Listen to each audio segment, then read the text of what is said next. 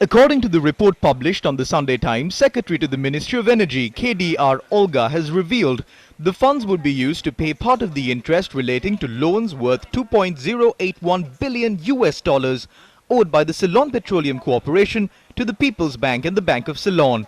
The article further reads, the Ministry of Energy has already submitted 9 unsolicited proposals from leading agencies to provide the CPC with a loan amounting to $1 billion.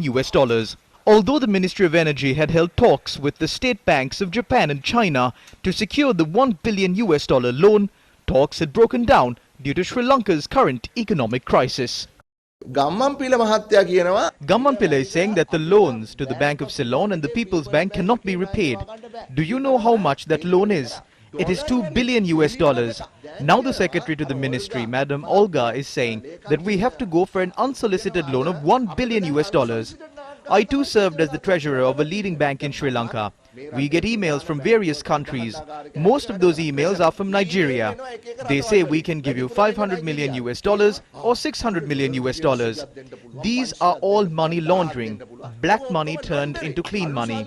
This is money earned by selling drugs and committing murders. They are trying to give out this money to various places at a low interest rate to launder the money. I must say that we have fallen to such a level that we have to get loans from countries like this. This is the reality that the government is trying to hide. In the middle of all of this, in the cabinet decisions, they have granted permission to purchase fuel from a Nigerian company. So is the loan of $1 billion also going to be taken from a Nigerian? The opposition cannot stand by while our country is being pushed to a place like this.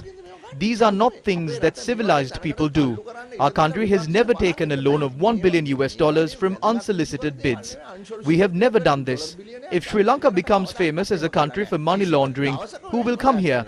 Is that the kind of country we want to create? Is that what 6.9 million people in this country voted for? If that was the case, the government should have said that they are going to make the country a laundry.